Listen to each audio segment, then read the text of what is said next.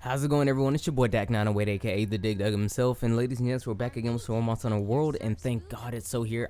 Guys, it's really hard to really put to feeling how happy I am this game is here, and I'm so happy to make these videos for you guys. But anyway, let's get the emotions out of the way. Let's get into why we're actually even here. Now, today we're going to be looking at the Barroth. Now, the Barroth was also available to fight in the beta, so if you guys have fought him in the beta, you should already understand how he kind of works. He's a little different than he was in the previous games, but you know, at the end of the day, he's still Barroth, so he's still going to have some of the same mannerisms and things like that. Before we really get into anything really interesting, I would like to point out that I think the coolest addition they actually added to him is that whenever he puts his face down to the ground and charges at you, that you hear like a steam engine go off, like the sound, like it would like then he'll like take off. It sounds really cool. It's like a locomotive. It's a little train thing. When you fight him next time, you'll really look for it, listen for it. It's cool. I think it's really nice. But anyway, here we are with my man Barroth right here. He's a brute wyvern. I believe the first brute wyvern you will see to fight in this game, and also the first brute wyvern you've ever fought ever. Because when he was introduced in Monster Hunter Tri, he was the first brute wyvern that you actually got a chance to fight. So anyway, so he is a veteran from the Tri series. He's a third generation monster. His main thing is to sling mud from his body, and usually in a way in which it can either entrap you in the older games, but in this case he'll throw it on the ground, and then if you were to step in it, you'll be not necessarily fully immobilized, but you'll have a hard time moving around, and he'll probably take advantage of you not being able to move and then charge at you with his charging attack, which is his, for the most part, his signature attack. It's a very strong attack. You do not want to be in the way of this particular charge attack, especially if he already has you at about like 50, maybe 60% health, because you're in a very close chance of actually fainting or even getting close to stun, and then very much so afterwards he will make you card. He pulls no punches, so if you're stunned by this guy, he's coming for you. Alright, so with that said, you want to really attack or around the back end of his body. He's not necessarily like super smart in terms of like protecting himself from the back. Like in the other games, he would actually do his tail swing attack quite frequently. Not so much in this game, which is kind of cool. Granted, he does have a different tail sweep, not necessarily tail sweeping attack, but he does have a different attack to which he can defend himself from the back using his tail in a different manner in which he used to use it back in the day. But at the end of the day, rather, it's still very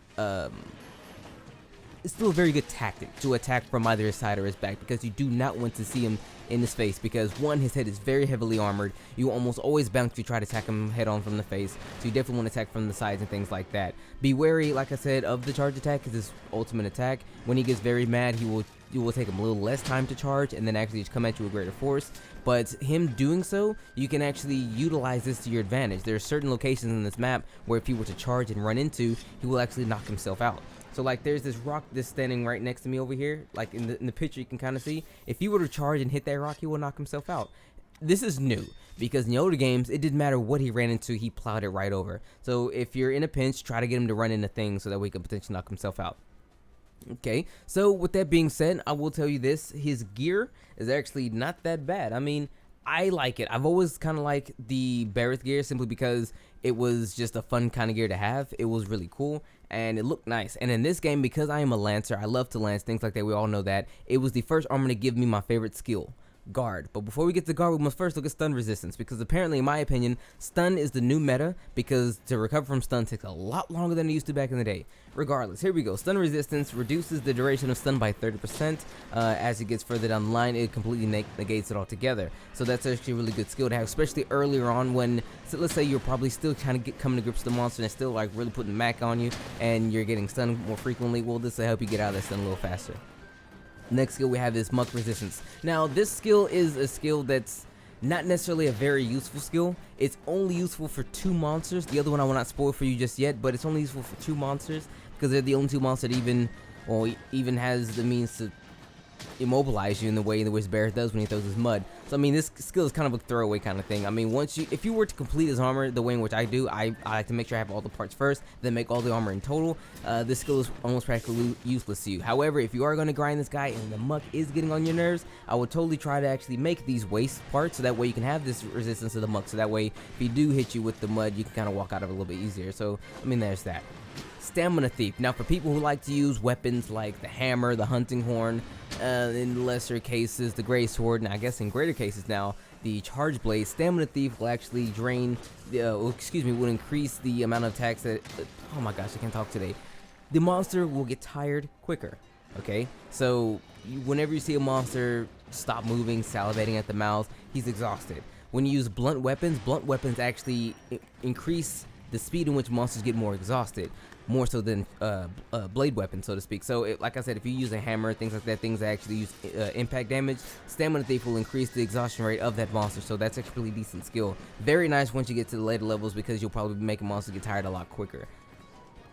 Marathon Runner, always a really good skill to have, and it's been one of his trademark skills ever since its inception. His set has almost always had Marathon Runner on, if not always. But Marathon Runner reduces the continuous stamina depletion by 15%, so you'll be able to run for, I guess, 15% longer. It's only for running though, not so much for like, what do you call it? Like blocking and things like that, but it's just for running. So let's say you're running a greater distance. If you, I don't know, let's say you're racing a friend, you'll probably last longer than him or whatever. But yeah, it's a really good skill to have, especially now in this game where the game is like huge and wide open, and you'll be chasing monsters a lot longer. This is definitely come in handy.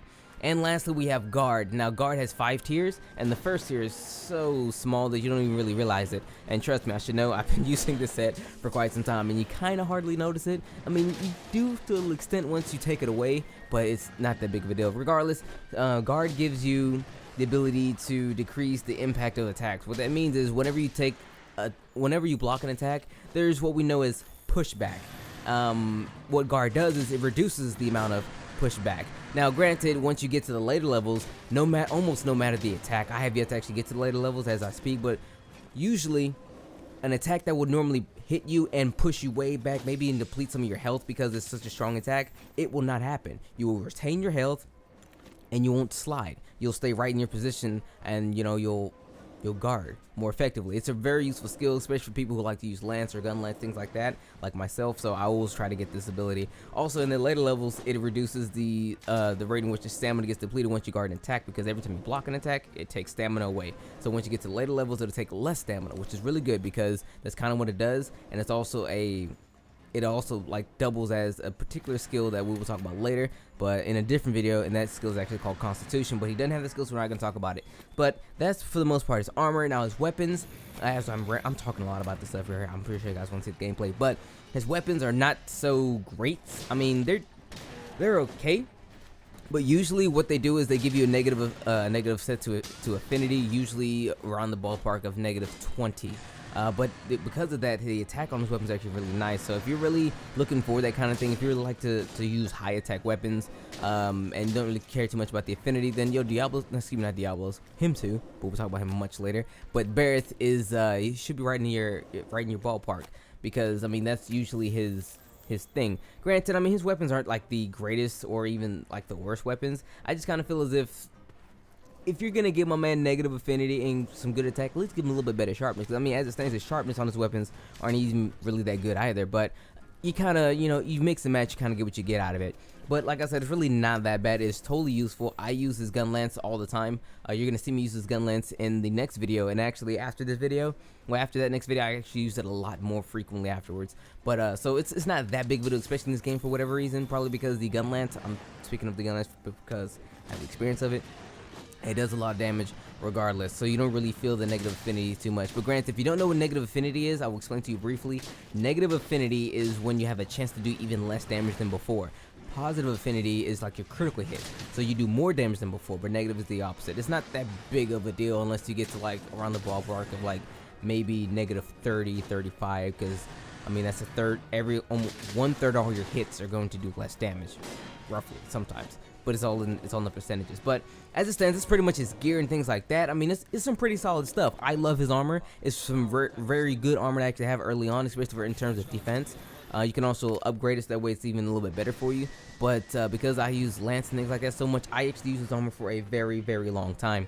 Even after I made other videos and used those armors to show you guys what those armors look like, I went back to Barroth because Guard is on there and it's such a good ability for me anyway. But honestly, it's pretty much everything I have for you guys on Barroth. I mean, this video took a lot longer than I expected to take. I don't know what was up with me. Maybe I was just not on my game that day, but the video's a little longer than I expected. But again, Barroth, he's not too totally hard. He is hard. Okay, he is. I will admit, he should probably be like the first gatekeeper monster for a lot of newer players, because he was the first gatekeeper monster for a lot of new players when they first introduced him as well, because he's a tough customer. He doesn't necessarily go down really quickly. But honestly, guys, if you just kind of stick to the plan, don't try to fight him head on unless you have like a hammer or something like that. Then you can actually knock his head off. Literally, like that big thing on his head, you can actually knock a huge chunk of that off. You can carve it later. But if you don't have a hammer or something like that, stick to the back of the monster. Try to really play to your strengths, not his strengths. Play to your strengths, so that way you don't take a huge L. Because again, he hits very, very hard, especially if you're coming from the lower monsters like Puke, things like that. I mean, their armor can hold up, and it will hold up for you. It definitely will hold up. But if you do not have the highest defense available to you right then, let's say if you're still wearing like leather or something like that, you're gonna get wrecked. And if you are wearing something like leather, or maybe even, I would say no lower than bone. Bone should be like the lowest defense you should have when fighting this guy. If you weren't thinking anything lower than that, you have to go and get something better, because he will totally demolish you if you get hit by him, and it's not a good thing for you, especially if you're coming out really new. But as it stands, that's pretty much everything I have for you guys on Barroth. I mean, he's a really fun fight. His gear is pretty solid stuff. I mean, especially like attack early on. Granted, he will probably get outclassed a little bit later, but as it stands, he will have the highest attack available to you for honestly for quite some time if you just keep up with the upgrades and things like that. But it's been your boy Dak908, aka the Dig Dug himself. Hopefully you guys found this video relatively helpful. If you did, please let me know. I will be doing a more detailed breakdown of the Barroth at a later time, to be determined, truth be told. Once I get enough of these videos out for you guys, because I am falling behind and I'm actually late at getting most of these videos out for you. But again, like I said, once we get enough out, I will give you a more detailed breakdown of this guy, so that way you can fully understand everything he has to offer. But that's all I have to say for you guys today. It's been your boy Dak908, aka the Dig Dug himself, signing out. You all take care. May the Desire Sensor forever be in your favor.